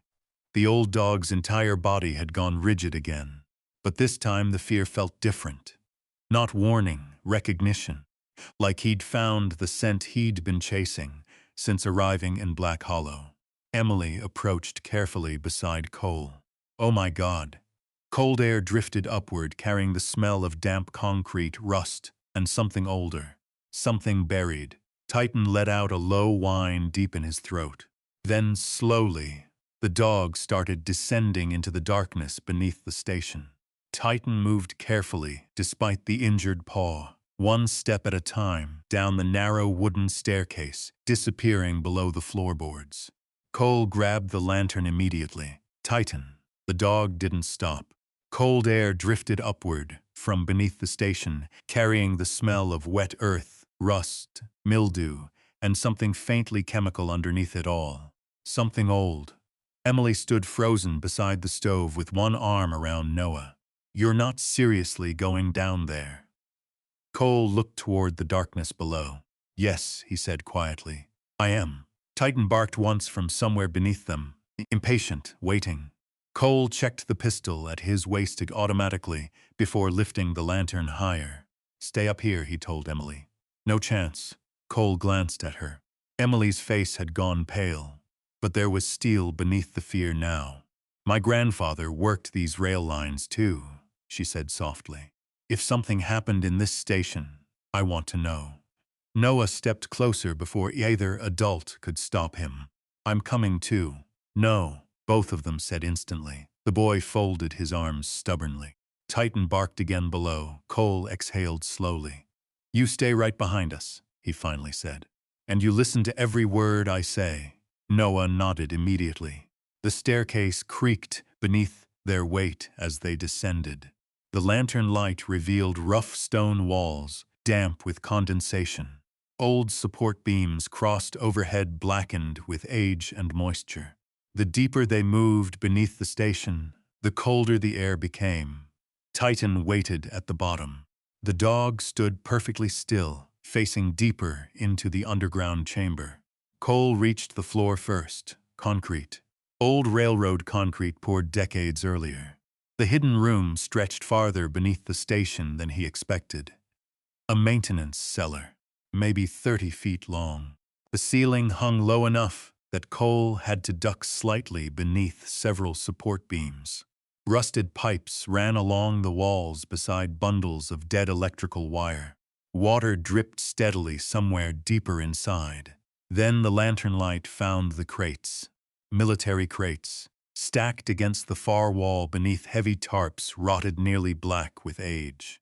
Emily sucked in a breath behind him. Oh my God! Titan moved slowly toward the crates. Cole followed carefully. The nearest wooden box still carried faded military stenciling beneath layers of grime. Property of U.S. Army Signal Corps. Another crate showed rusted shipping labels partially peeled away.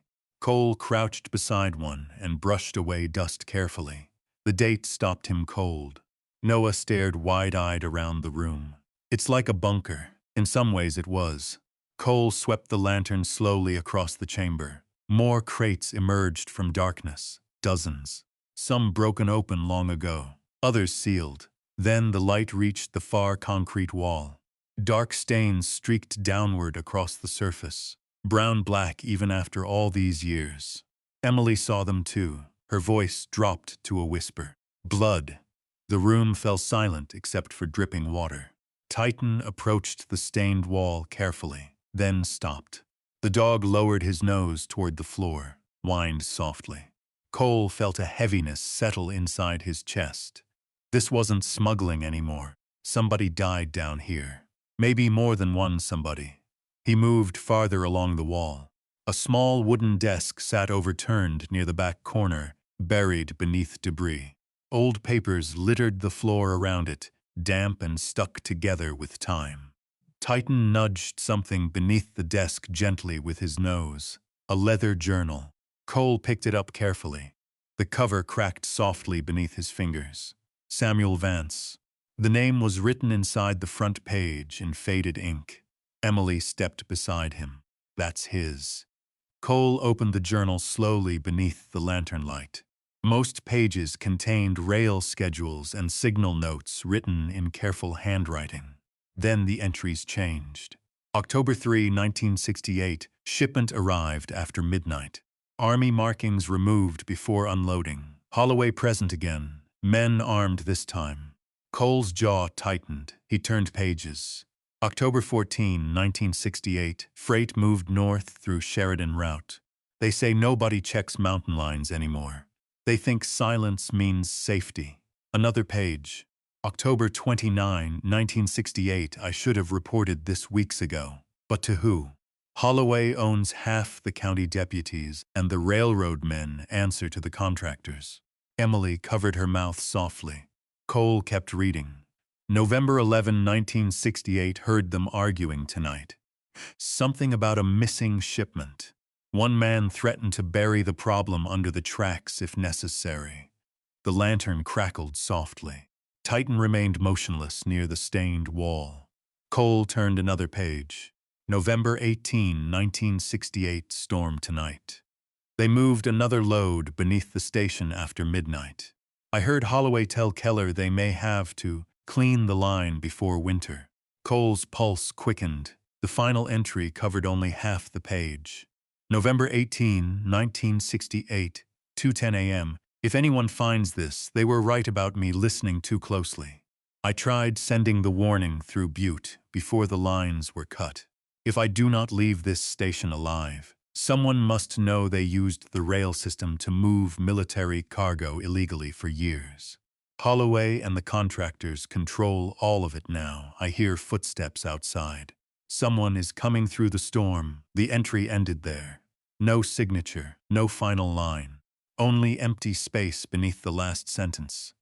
The room seemed to grow colder around them. Noah stared at the journal quietly. So he died here. Cole looked slowly toward the blood-stained wall. Probably. Titan suddenly growled again, low, focused. The dog moved farther into the cellar, towards a section of concrete, partly hidden beneath collapsed shelving. Cole followed. Titan sniffed carefully near the floor, then scratched once. The lantern light caught something metallic buried beneath debris. Cole knelt carefully and pulled away broken wood. A railroad switch key emerged from the dust, and beside it a human watch. Rust covered most of it now, but the cracked face still showed frozen hands stopped at 2:17. Emily stared at the watch. "My mother gave that to Samuel." Her voice broke. The cellar fell silent. Cole looked around slowly. The hidden room suddenly felt smaller, claustrophobic, heavy with unfinished fear. Titan limped farther along the wall, then stopped again. This time the dog pressed his nose directly against the concrete itself, whining softly. Cole approached carefully. The wall here looked newer than the surrounding stone. Different texture, different color. Concrete poured over something. His stomach tightened immediately. Emily saw it too. No, Cole raised the lantern closer. Hairline cracks stretched through the surface, and near the bottom, something pale protruded faintly beneath broken concrete. Noah stepped backward instantly. Emily covered her mouth again. Cole crouched slowly. For one terrible second he already knew. Titan whined harder now. The dog sat beside the wall and looked directly at Cole, waiting. Cole reached forward carefully and brushed away loose debris. Bone, human bone. The air seemed to leave the room all at once. Emily staggered backward against the desk. "Oh God." Titan lowered his head quietly beside the wall. Cole stared at the concrete in silence. Samuel Vance had never left Black Hollow. He had died beneath the telegraph station while a storm raged overhead, and someone had buried him inside the walls afterward. Cole rose slowly. The old combat calm had returned to his face now. Controlled, cold, dangerous. Because this was no longer a mystery. It was murder. And somewhere above them, in the sleeping mountain town, the families connected to it were still alive. Then suddenly, Titan's ears snapped upward sharply. Footsteps. Heavy footsteps. Directly overhead inside the station. Someone had entered the building above them. Titan spun instantly toward the staircase, every muscle rigid. Cole extinguished the lantern with one sharp breath. Darkness swallowed the cellar. Emily grabbed Noah against her instinctively. Above them, floorboards creaked slowly beneath heavy boots. One pair, then another. Cole's breathing slowed automatically. Combat calm. The old part of him waking completely now. He crouched beside Titan and whispered softly, "Stay close." The dog's growl vibrated through the darkness. Rain had stopped outside sometime during the night. In its place came something worse. Wind. Heavy mountain wind. And beneath it, the deep, distant howl of an approaching blizzard rolling down through the bitterroots. The footsteps above paused. A flashlight beam suddenly sliced through the cracks between floorboards overhead. Searching, Cole pulled Emily and Noah farther behind the stacked military crates. The hidden cellar smelled of wet concrete and old blood. Titan remained fixed on the staircase. Then came a voice from above, male, older. "Somebody's been digging." Cole recognized it immediately. Sheriff Warren Doyle. Another man answered. "You think they found it?" Silence, then Doyle again. "We're about 50 years too late for hoping." Cole felt Emily tense beside him. Noah stared wide-eyed into the darkness. The sheriff's footsteps moved slowly across the station overhead. Wood creaked directly above Samuel's hidden compartment. Then another sound, metal drawers opening. The men were searching. Cole's pulse stayed steady. His mind already mapped the room automatically. One staircase, limited cover, no safe exit except through the station above. Titan pressed closer against his leg. The dog understood tension better than most soldiers ever had. Doyle's voice drifted down again. If Ramsey found those records, we've got a problem. The second man cursed quietly. You should have handled him days ago. Cole's jaw tightened. Handled him. Titan's ears flattened instantly at the tone. Above them, furniture scraped loudly across floorboards. The sheriff was moving the operator's desk, looking for the hidden compartment. Emily leaned close enough for Cole to hear her whisper. What do we do? Cole thought quickly. If Doyle found Samuel's remains below the station, there would be no walking away from this. The sheriff knew that too. Another flashlight beam swept through cracks overhead. Then came the sound of wood splintering. They had found the compartment. Doyle muttered something too low to hear clearly. Then silence. Long silence. Finally, the second man spoke again. It's gone. Cole could almost picture Doyle's face above them. Cold, calculating.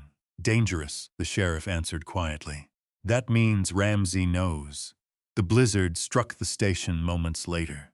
Wind slammed against the building hard enough to shake dust from the ceiling beams. Snow blasted against windows like thrown gravel. Somewhere above them, loose metal roofing shrieked in the storm. The mountain weather had arrived fast, too fast for safe travel. Doyle cursed again upstairs. Roads'll close before sunrise. The second man sounded nervous now. We shouldn't stay here. No choice. Cole exchanged a look with Emily. The storm had trapped everyone. Hunter and hunted beneath the same roof. Titan suddenly stiffened beside the stairs. Cole heard it half a second later. The sheriff approaching the trapdoor. Slow, careful. A flashlight beam appeared at the edges of the floor opening overhead. Cole raised the pistol silently. Titan crouched low. Ready. The trapdoor lifted slightly. Cold white light spilled downward through blowing snow. Doyle stared into the darkness beneath the station. For one terrible second, Cole thought the sheriff saw them immediately. But the cellar remained mostly hidden behind stacked crates and shadow. Doyle swept the flashlight slowly downward. The beam drifted across concrete, rust, pipes. Then closer, closer. Titan trembled beside Cole now. Not fear. Control. The dog waited for command. Cole lowered one hand against Titan's shoulder gently. Not yet. The flashlight beam moved across the blood-stained wall. Paused. Then stopped completely near the cracked concrete where Samuel's remains lay hidden. Doyle inhaled sharply. Oh, Christ! The second man appeared above him. What? Doyle's voice had changed. Shaken now, he found him. The man above cursed loudly. For several seconds, neither moved. Then Doyle whispered something unexpected. So many damn years. Cole frowned slightly. Regret. There had been regret in the sheriff's voice. Small, buried deep, but real. The second man grabbed Doyle's shoulder roughly. We need to burn this place down. Emily gasped softly before covering her mouth. Titan's growl deepened instantly. Doyle shook his head hard. No. You got a better idea? We take the records and wait till morning. The second man looked furious. And Ramsey? Silence. Long silence. Finally, Doyle answered quietly. He's a veteran with a military dog in a snowstorm. He glanced down into the cellar darkness again. He's already suffered enough. The words surprised Cole more than they should have. The second man spat onto the floorboards. You're getting soft. No, Doyle said coldly. I'm getting old. Then the trapdoor slammed shut above them. Darkness returned completely. Footsteps retreated across the station overhead. Cole waited motionless, several more minutes. Only when Titan relaxed slightly did he lower the pistol. Emily exhaled shakily. He knows you're here. Cole nodded. Yeah. Noah stared upward toward the ceiling. He doesn't sound like he wants to hurt you. Cole thought about that. The sheriff's voice. The hesitation. The regret. This story was bigger than simple corruption now. Much bigger. Then suddenly Titan stood again. The dog limped toward the crates near the rear wall. Focused. Cole followed carefully with the lantern relit low. Titan sniffed along the concrete floor near an overturned metal cabinet, then barked once sharply. Cole pulled the cabinet aside. Behind it sat a narrow wooden box wedged between the wall and the floor, different from the military crates. Smaller, personal. He opened it carefully. Inside rested several telegraph ledgers wrapped in oilcloth, and beneath them, a folded Morse code sheet covered in strange markings. Noah leaned closer immediately. "That's shorthand." Cole looked at him. "You can read it?" "A little." The boy studied the page carefully beneath lantern light. Rows of dots and dashes filled the paper alongside handwritten notes. Noah frowned harder. "It's directions." Cole's pulse quickened. What kind of directions? The boy traced one line carefully with his finger. "Bridge," he swallowed. "Frozen river crossing. North rail support." Emily stared at the page. "That's outside town." Noah looked up slowly. "I think Samuel hid something there." Titan barked again sharply. Then the station above them exploded with noise. A window shattered, men shouting. And immediately afterward, gunfire. Doyle roared something indistinct overhead. Cole's combat instincts ignited instantly. Someone else had arrived, not allies. The station trembled beneath another blast of wind. Snow screamed outside now. The full blizzard had reached Black Hollow. And somewhere above them in the storm and darkness, armed men were fighting inside the telegraph station. The gunfire echoed through the floorboards, like thunder trapped beneath the roof. Titan lunged toward the staircase instantly. Cole grabbed the dog's harness before he could charge upward blindly. Easy. Another shot exploded overhead. Wood splintered somewhere near the front windows. Then came Sheriff Doyle's voice roaring through the storm. "Get out of my station, my station." The words struck Cole strangely. Not the county's station, not abandoned property, my station. The second voice answered with a curse. Then boots pounded across the floor above them. Emily clutched Noah tightly against her chest. "What's happening?" Cole listened carefully. 3 men at least. Maybe 4. One definitely Doyle. Another voice younger and angrier. The third quieter. Professional Titan growled low. The old dog's ears tracked every movement overhead. Cole made a decision fast. "We move now." Emily stared at him. "Into that? No," Cole said grimly. "Away from it." He grabbed Samuel's journal, the Morse sheet, and the unfinished telegram, before motioning toward the far end of the cellar. "There's another way out of here." "How do you know?" Cole pointed toward the old rail maintenance pipes disappearing beneath the station wall. Railroad men always built secondary exits. The blizzard screamed outside now, hard enough to shake loose snow through cracks overhead. Another gunshot thundered above them. Then suddenly, Titan barked sharply and jerked toward the staircase. Cole looked up just as heavy footsteps slammed toward the trapdoor overhead. Someone coming down. "Fast, move," Cole snapped. They rushed deeper into the cellar as the trapdoor crashed open behind them. Flashlight beams exploded through darkness. Cole shoved Emily and Noah behind the stacked crates. Titan spun toward the stairs, snarling violently. A man descended halfway into the cellar with a rifle raised. Not Doyle, younger. Heavy beard. Railroad jacket. The man swept his flashlight across the room, then directly onto Titan. The dog launched instantly. The impact knocked the rifle sideways just as it fired. The shot blasted concrete beside the wall. Titan hit the man full force. The attacker screamed and fell backward onto the staircase. Cole reached them in 2 strides and slammed the rifle away across the floor. The man scrambled desperately toward the trapdoor above. Titan pinned him hard against the stairs. Then came another gunshot from upstairs, this one closer. Wood exploded near the opening. Someone above yelled.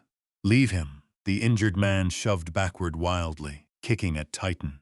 The dog refused to release him. Cole grabbed Titan's harness hard. "That's enough." Titan backed off instantly, still growling. The man stumbled up the stairs, bleeding from deep bites along his coat sleeve. then disappeared into the blizzard chaos above.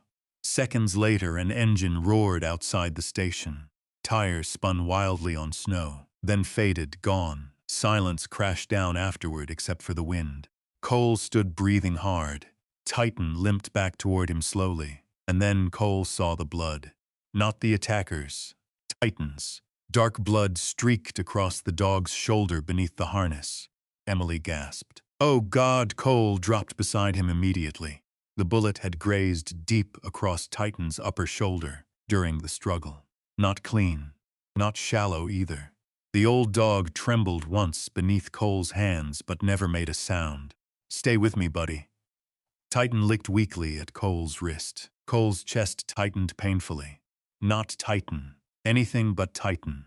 Above them, footsteps approached the trapdoor again. Cole raised the pistol instantly. But this time Sheriff Doyle appeared alone. The old sheriff looked exhausted. Snow covered his coat and gray hair. Blood streaked one side of his face from a cut near the temple. He stared down at the cellar silently, then at Titan. "Dog hit?" Cole said nothing. Doyle slowly descended the stairs. For a moment, the entire room stood frozen beneath lantern light and storm shadows. Finally, Doyle looked toward the cracked concrete wall, toward Samuel's remains. His shoulders sagged slightly. "So you found him." Cole kept the pistol low but ready. "You knew he was down here." Doyle stared at the wall a long time before answering. "My father knew." The room fell silent. Emily looked at him in disbelief. "Sheriff Holloway was your father?" Doyle nodded once. The shame in his face looked old, heavy. "Warren Holloway Doyle," he said quietly. "Drop the Holloway name after Vietnam." Cole understood immediately. Some men spent their entire lives trying to outrun their fathers. Doyle rubbed one tired hand across his face. "My father ran freight security for the rail contractors before becoming sheriff." His voice sounded hollow now.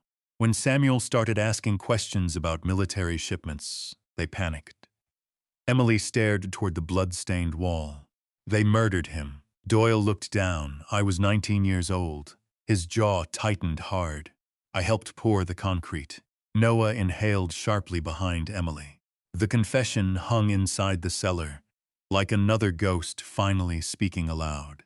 Titan whimpered softly beside Cole. The sheriff looked toward the wounded dog. "Vet clinics closed in storms," he said quietly. "But Martha Ellison still lives outside town. Used to treat ranch animals before retiring." Cole's voice hardened. "Why are you helping us?" Doyle laughed once bitterly. "Because I've spent 56 years pretending I wasn't already damned." Wind roared outside above them. The sheriff crouched slowly near Samuel's journal lying open across the crate.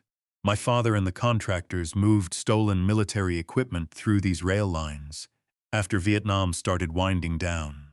He stared toward the crates. Weapons, radios, ammo, anything they could sell off books. His face twisted slightly. Samuel found out. Cole looked toward the hidden Morse sheet Noah still held. He left directions. Doyle nodded immediately. "The bridge. You know about it?" "I know what's buried there." The sheriff stood again heavily. Samuel hid the final shipment records beneath the old North Bridge after he realized they were coming for him.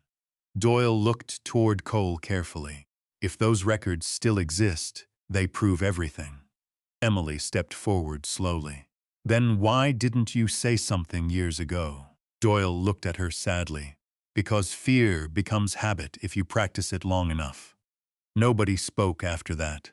Only the storm. Only Titan's weakened breathing beside the crates. Finally, Noah looked down at the Morse page again.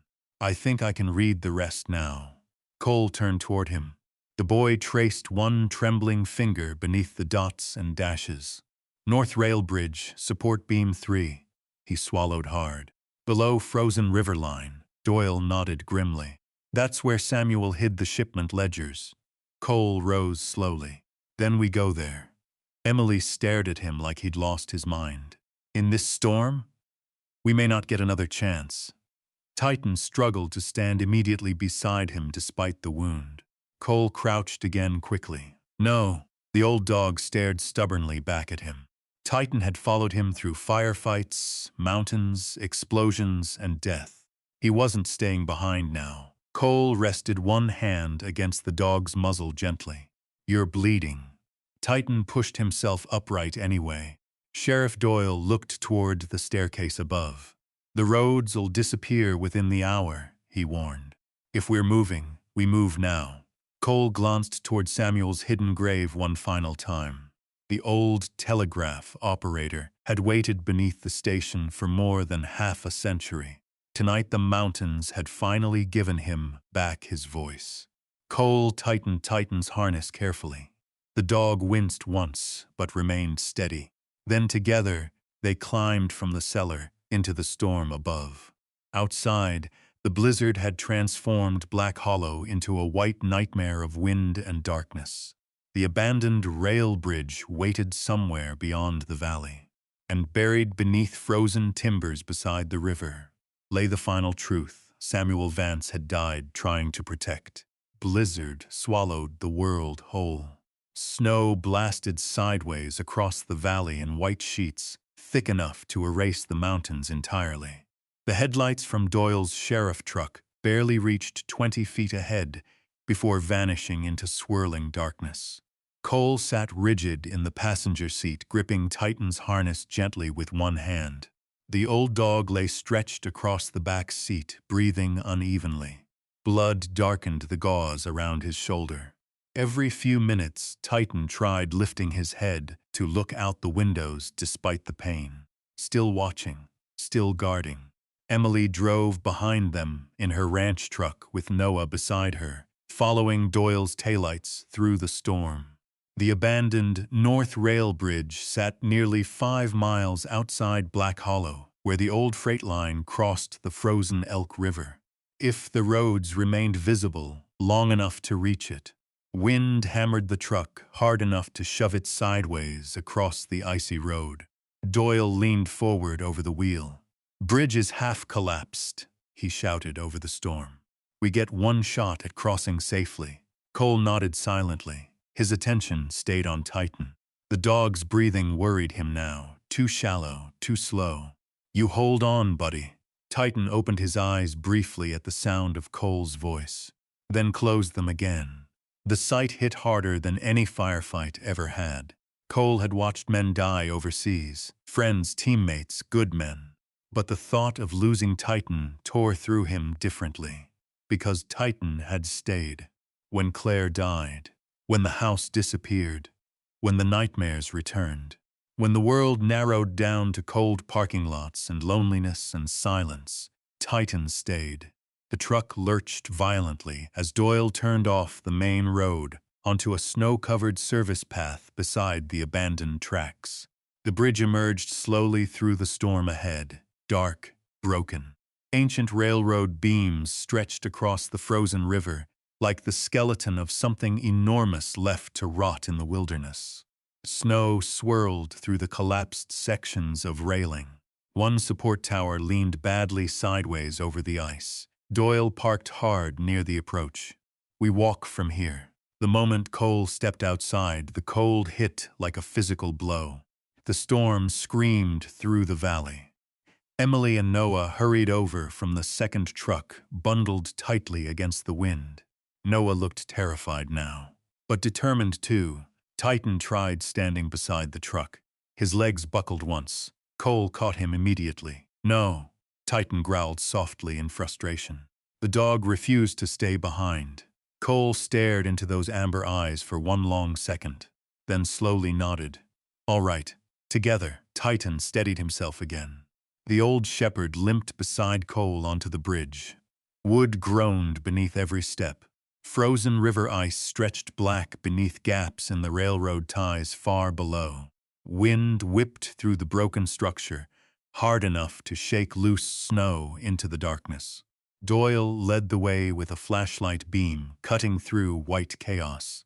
"Support beam 3, Noah shouted over the storm, reading from Samuel's Morse page.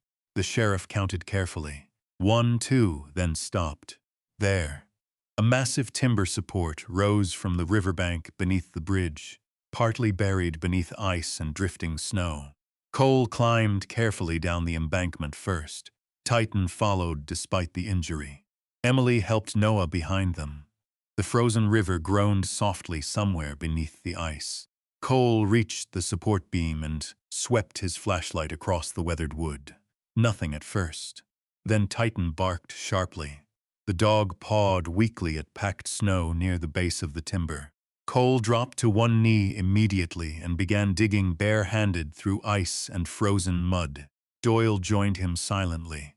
After several long minutes, the sheriff's fingers struck metal, a box, small, heavy. Cole pulled it free carefully from beneath the timber. An old military lockbox sealed tight with rust. The entire group stared at it in silence while snow roared around them. Doyle exhaled slowly. Samuel actually did it. Cole forced the frozen latch open with his knife. Inside rested stacks of documents wrapped carefully in oilcloth. Shipment ledgers, military transfer records, signed payment sheets, photographs, and one final envelope addressed simply. For whoever finds this Cole opened the envelope carefully beneath the flashlight beam. The letter inside had yellowed badly with age, but the handwriting remained steady. If you are reading this, then Black Hollow finally stopped being afraid. My name is Samuel Vance. I worked the telegraph station from 1954 until the night they came for me.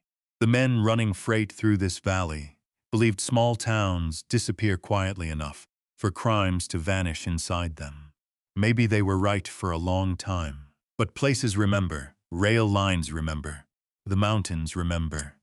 And sometimes people remember too. If I do not survive, tell my daughter Margaret that I never abandoned her. Tell her I stayed because somebody had to witness what happened here.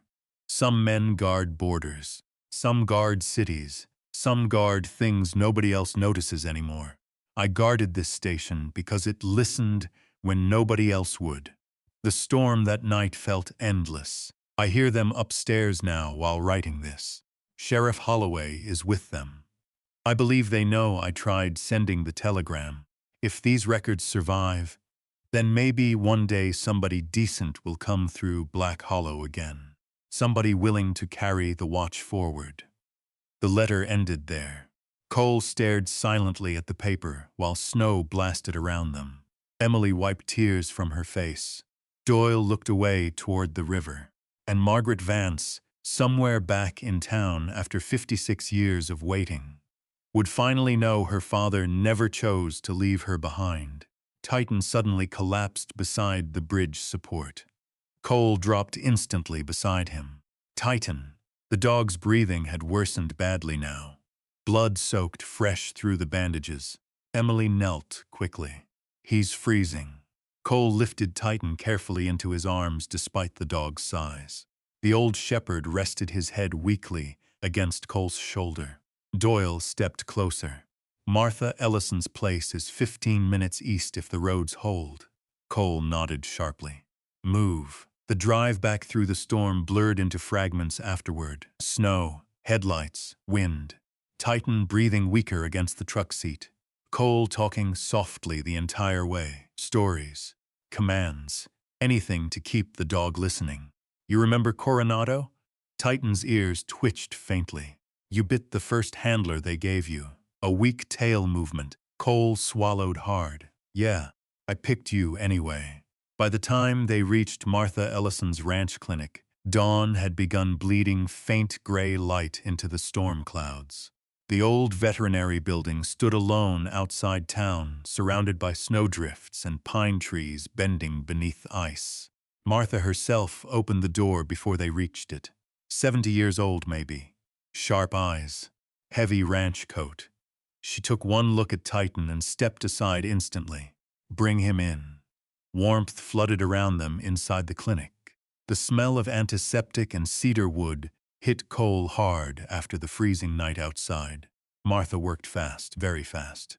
Emily helped hold supplies, while Noah stood silently near the doorway, watching everything with wide, frightened eyes.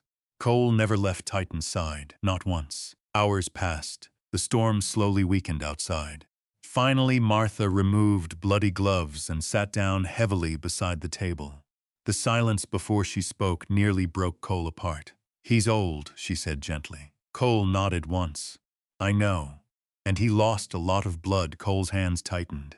Martha rested one hand softly against Titan's neck. "But he's stubborn." The faintest breath escaped Cole's chest. Martha smiled tiredly. "So are you." Titan lay motionless beneath blankets and warming lamps. Machines beeped softly nearby. Cole sat beside him long after everyone else fell asleep in chairs around the clinic. At some point during the quiet morning hours, Doyle approached him carrying Samuel's final letter. The old sheriff looked older now than ever before, smaller somehow. "I called federal investigators," Doyle said quietly. "Turned over everything." Cole looked up slowly. Doyle nodded once. "It's over." No, Cole thought. Not over. Just finally spoken aloud. Doyle placed the letter gently beside him. Samuel wrote one final message on the back. Cole turned the paper carefully. There, beneath faded ink and age, sat a final line written in Morse code. Cole stared at it, then slowly translated aloud. "To the next operator, keep the light in the window." The room fell silent. Beside him, Titan stirred weakly beneath the blankets. Then slowly, the old dog opened his eyes again. Cole let out a breath he did not realize he had been holding. Titan blinked once beneath the warming lamps, disoriented at first. The old German shepherd's breathing remained weak, but steadier now. Snowlight filtered softly through the clinic windows, while the last of the blizzard drifted across the mountains outside. Martha Ellison smiled quietly from across the room. "Told you he was stubborn." Cole rested one rough hand gently against Titan's neck. The dog's tail thumped once beneath the blankets, small, weak, but alive. For a long moment, nobody spoke.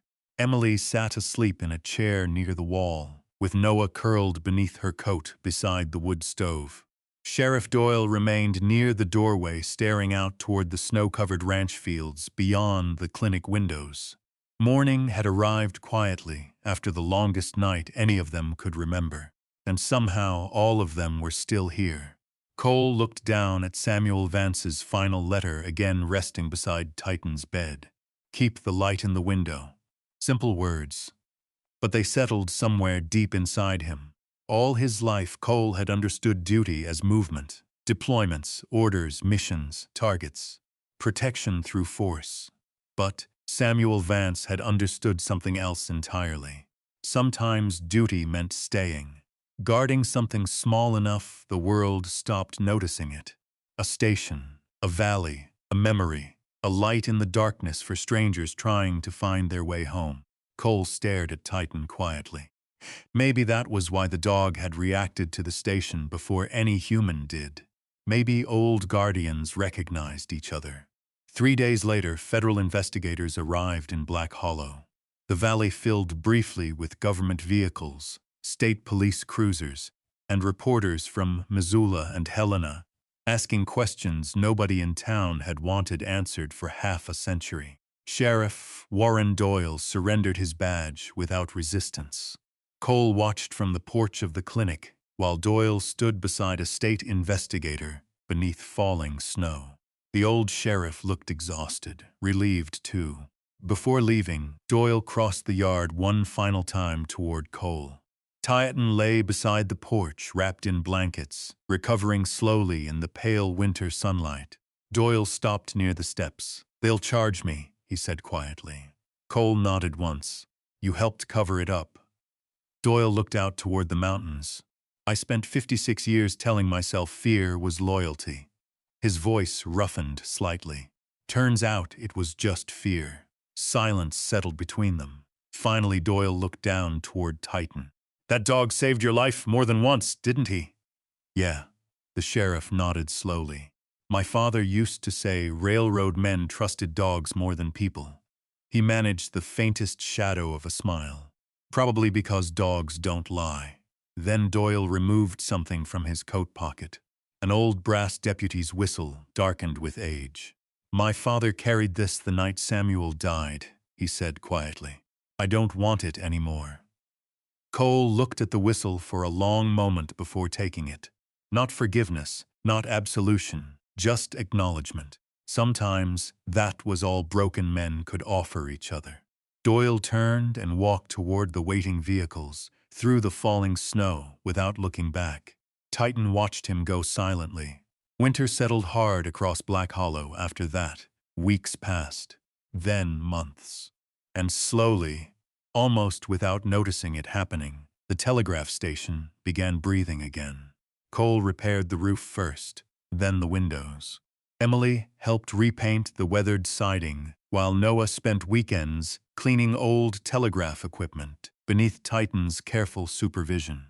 The hidden cellar beneath the station was sealed temporarily after Samuel Vance's remains were recovered properly by investigators. Margaret Vance attended the burial herself in early spring. The entire town came: railroad workers, ranch families, veterans, old men who remembered hearing telegraph lines hum across the valley when they were children. Samuel Vance was finally laid to rest beneath a hillside cemetery overlooking the tracks he had guarded his entire life. Margaret stood beside Cole afterward beneath swaying pine trees while snowmelt ran softly through the mountain creeks below. "He stayed," she whispered quietly. "All these years I thought he left me." Cole looked toward the distant telegraph station in the valley. "No," he said softly. "He stayed." Margaret cried then, not loudly, just quietly. The kind of tears grief becomes after waiting half a lifetime. By summer, the station had changed completely. Not restored into something polished and modern. Something better. Alive, the front room became a small museum of Black Hollow rail history. Samuel's telegraph ledgers rested beneath glass beside photographs of railroad operators and signalmen long gone now. Noah helped set up an old ham radio table near the operator's desk, where local kids gathered on weekends to learn Morse code from Cole. Titan usually slept beside the desk during lessons, older now, slower. One shoulder permanently stiff from the gunshot wound, but still watching, always watching. Tourists began stopping occasionally after newspaper stories spread about the forgotten telegraph station beneath the Bitterroots. Veterans came too, men who rarely talked much, men carrying invisible things inside them. Some stayed for coffee beside the stove. Some just sat quietly listening to the telegraph sounder click faintly during storms. Cole never pushed conversation. He understood silence better than most people ever would. One evening in early October, Emily stood beside him on the station porch watching sunset burn copper red across the mountains. Harvest smoke drifted softly through the valley below. Titan slept near the doorway while Noah tapped clumsy Morse practice inside. Emily smiled faintly. "You know," she said, "half this town thought you were crazy when you bought this place." Cole snorted softly. "Only half?" She laughed quietly. Then her expression softened. "But they don't anymore." Cole leaned against the porch railing. The valley stretched endlessly beneath the fading light. Pine forests climbed dark along the mountain ridges, while the old rail line cut silver through the fields below like a scar slowly healing. For the first time in years, the ache inside his chest no longer felt empty. Claire was still gone. That grief would remain forever. Afghanistan remained too. The nightmares, the ghosts, the men who never came home. But now those memories existed beside something else. Purpose. Community. A place waiting for him to wake up each morning. Emily touched his arm gently. "You staying through winter?" Cole looked toward Titan sleeping beside the station door, then toward the warm lantern light glowing through the windows. "Yeah," he said quietly. "I think I am." Winter returned to Black Hollow 1 year after Cole first arrived. Snow covered the mountains again.